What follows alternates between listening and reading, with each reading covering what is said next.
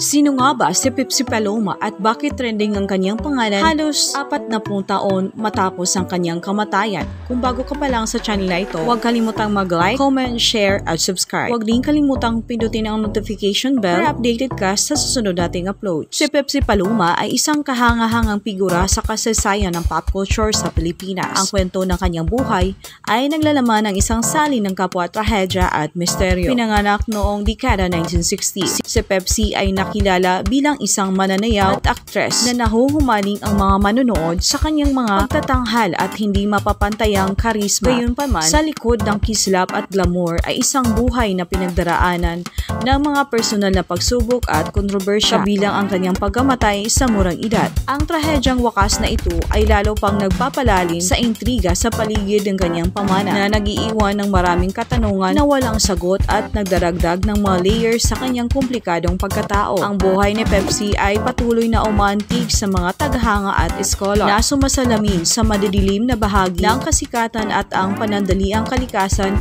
ng pagiging tanyag sa mabilis na nabagong kultural na tanawin. Delia Dwinia Smith, na kilala sa kanyang stage name na si Pepsi Paloma, ay ipinanganak noong March 11, 1966. Siya ang panganay sa apat na magkakapatid. Ang mga bata ay pinalaki sa isang simpleng tahanan ng kanilang matatag na sulong ina, si Lydia Duenas, na taga Samar. Ang ama ni Pepsi, si Kenneth Smith, ay isang Amerikanong tagahatid ng sulat ay iniwan ng pamilya ng sila'y bata pa, kaya si Lydia ang nag-aalaga at sumusuporta sa kanyang mga anak ng mag-isa. Noong 1980, nakilala ni Pepsi si Tita Esther na tumulong sa kanya nang makapasok sa industriya ng aliwan. Pagkatapos, ipinakilala ni Tita Esther si Pepsi kay Ray De La Cruz, isang influential na talent scout at dating optometrist. May reputasyon si Ray sa pagtuklas at pag-alaga ng talento dahil dati ninyang tinulungan ang paglulunsad ng karera ng mga kilalang actress tulad ni Rhea Loxin, Sarcy Emanuel, Myrna Castillo at iba pa. Ang pulong na ito ang nagpasimula ng paglalakbay ni Pepsi sa industriya ng aliwan at naglatag ng pundasyon para sa kanyang hinaharap na tagumpay sa larangang ito. Noong 1980,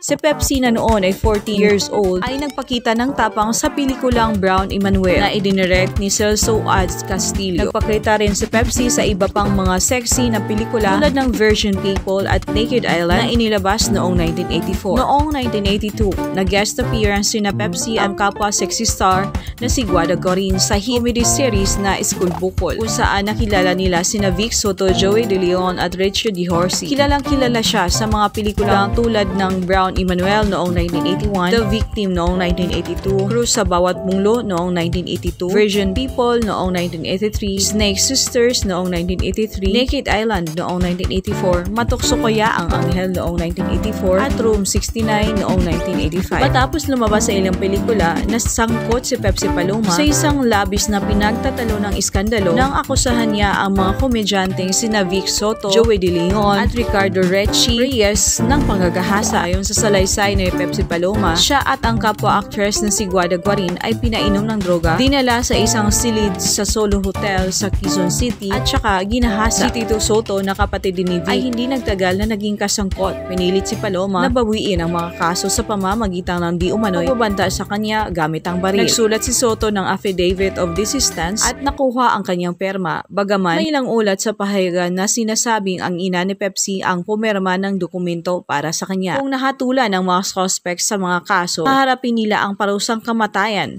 pagpapapatay sa pamamagitan ng electric chair, na siyang kapalaran ng 3 sa 4 na nahatulang mga rapist sa kaso ng actress na si Maggie de la Riva. 2 dekada na ang nakalipas. Si Pepsi na noon ay 15 years old ay umiyak ng panggagahasa at nagsampa ng reklamo laban sa mga lalaking bituin. Gayunpaman, inurong ni Pepsi ang kaso laban sa mga host ng telebisyon. Isang banner story na may pamagat, "Walang panggagahasa," sabi ng Pepsi, ang lumabas ng pahayagang Tempo noong September 29, 1982. "Hindi ako ginahasa," quoted si Pepsi sa artikulo ng Tempo. May mga gustong kumita ng pera. Mula noon, patuloy na sinundan ng mga kontrobersya si Pepsi. Ayon sa mga ulat, nagdesperado ang actress. Ayon sa mga ulat, mukhang may sakit si Pepsi nang bumalik siya kay Ray, ang kanyang original na talent manager. Si Pepsi ay dinala sa ospital para sa kanyang pagka-confine. Noong May 31, 1985, natagpuan si Pepsi na patay sa kanyang apartment. Ayon sa mga ulat ng pulisya, nagpakamatay ang batang bituin sa pamamagitan ng pagbitay sa sarili. 18 years old pa lang siya noon. Halos 40 years ang lumipas Muling naging trending ang Pepsi matapos ilabas ang teaser para sa pelikula The Rapist of Pepsi Paloma. Ang kanyang nalalapit na pelikula ay idinirect ni Daryl Yap. Noong January 9, nagsampa ng reklamo ng cyberlibel si Bossing Vic laban kay Daryl dahil sa thrilling ng isang pelikula tungkol kay Pepsi. Si Vic at ang kanyang abogado ay nag-file ng reklamo na may 19 counts of cyberlibel sa harap ng Muntinlupa Regional Trial Court. Ang reklamo ay humihingi ng moral damages na nagkakahalaga ng 20 million pesos at exemplary damages na 15 million.